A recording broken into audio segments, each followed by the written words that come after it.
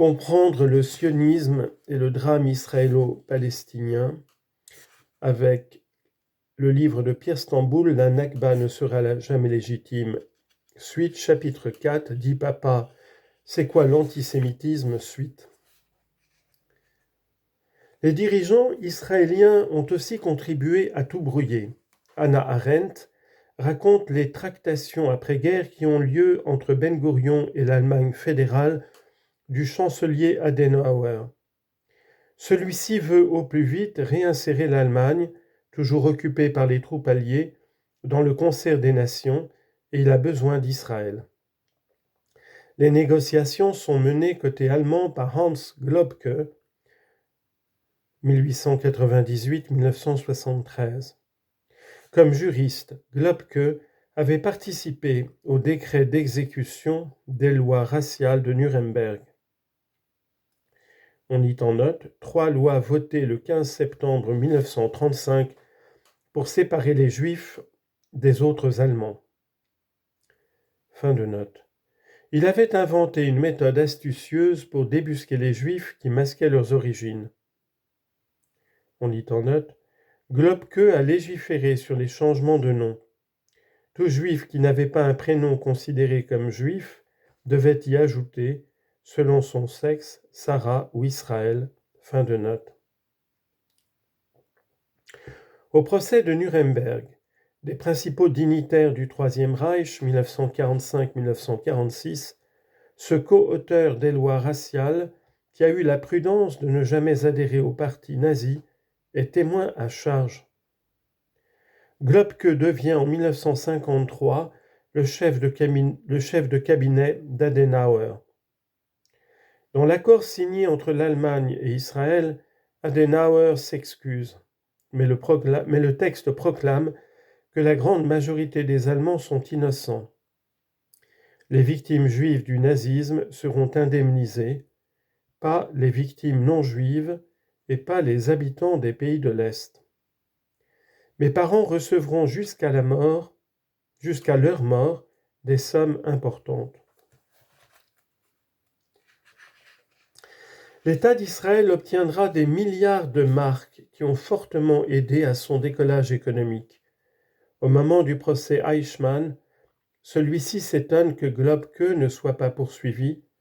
Il y a pourtant des dizaines de lettres prouvant son implication dans le génocide. Mais Israël ne s'en prendra pas à ce négociateur si généreux.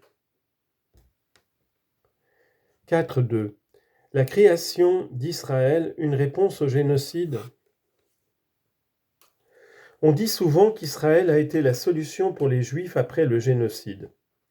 Il faut faire une distinction entre ceux qui cherchaient un refuge, ceux qui voulaient un État juif sans chercher à comprendre ce que ça impliquait pour les Palestiniens, et les dirigeants sionistes qui ont annoncé très tôt qu'ils étaient favorables à l'expulsion des Palestiniens.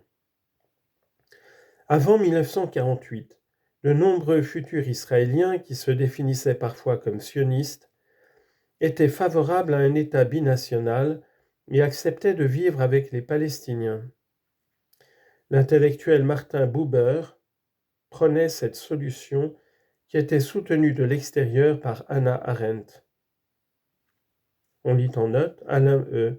Martin Buber, 1878-1965, ce philosophe né à Vienne quitte l'Allemagne nazie en 1938 pour Jérusalem, où il devient professeur d'université. Fin de note. Beaucoup de Juifs étaient venus en Palestine, faute d'autres solutions, sans rêver de nettoyage ethnique. En 1944, les élections syndicales et politiques dans le Yishuv donnaient 42% au courant favorable à un État binational.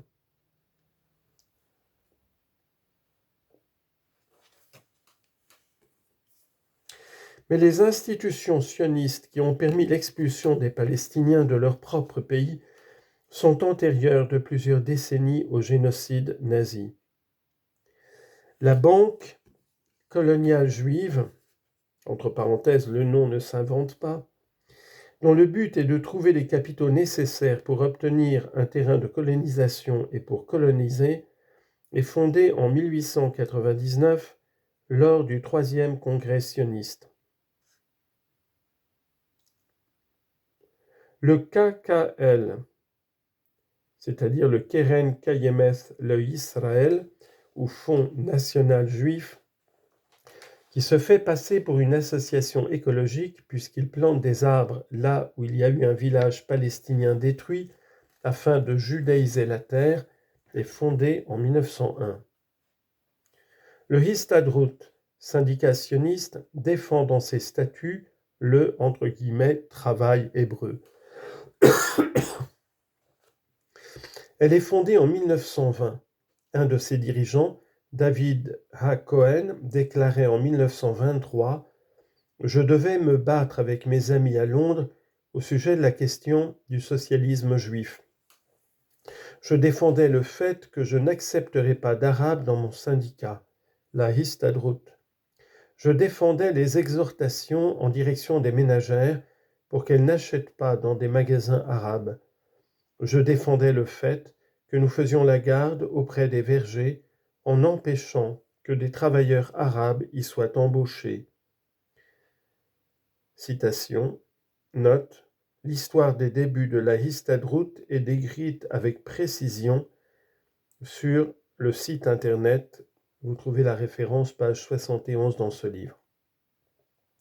La Histadrut a fondé les principales structures du futur État d'Israël. La banque Hapoalim, la compagnie maritime Zim, la compagnie des eaux Mekorot, la compagnie de travaux publics Solel Bonnet, la compagnie d'autobus Eged et les principales caisses de retraite et de sécurité sociale. Ancêtre de l'armée israélienne, la Haganah est fondée en 1920. L'extrême droite préfère la Légion juive. Ces armées fusionneront en 1948 après avoir expulsé la majorité des Palestiniens de leur propre pays. On l'a vu, l'agence juive, dont l'origine date de 1922 et qui est officiellement créée en 1929, est déjà à l'époque un véritable gouvernement qui intervient sur tous les sujets, politique générale, immigration, colonisation, travaux publics, éducation, santé, avec la complicité du colonisateur britannique. La création d'Israël en 1928 n'est pas une réponse au génocide, c'est l'aboutissement d'un processus colonial qui avait commencé 50 ans plus tôt.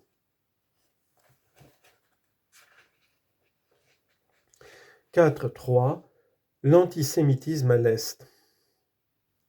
Quand j'étais enfant, je croyais que juifs et communistes, c'était pareil. Les juifs avaient joué un tel rôle dans la révolution russe.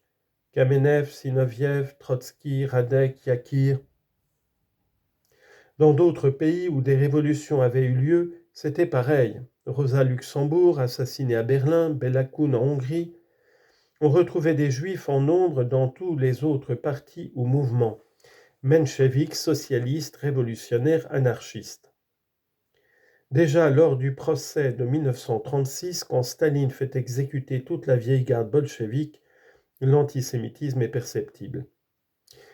Alors je me permets une petite remarque, c'est que tous ces mouvements communistes où les intellectuels juifs ont joué un tel rôle déterminant et de direction ont été massivement génocidaires des croyants et surtout des chrétiens, par millions à travers la révolution bolchevique et sa volonté d'extension ensuite mondiale.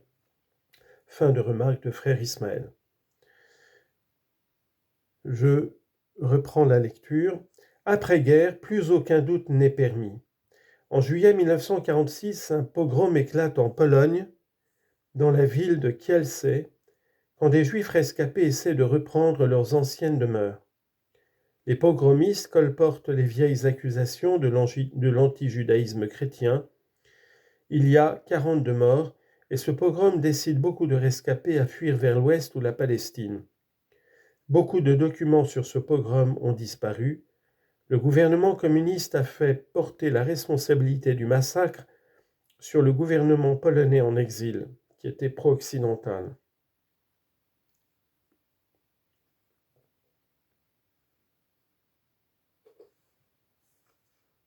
Dans toutes les démocraties populaires de l'Europe de l'Est, les purges se généralisent, des procès suivis de pendaisons ou d'emprisonnement de dirigeants communistes, souvent ministres, se multiplient entre 1948 et 1953.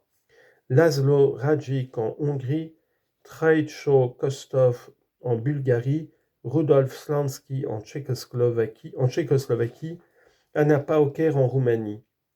La plupart des victimes de ces purges sont juives, ont souvent été dans les brigades internationales pendant la guerre d'Espagne et ont participé à la résistance au nazisme en Occident.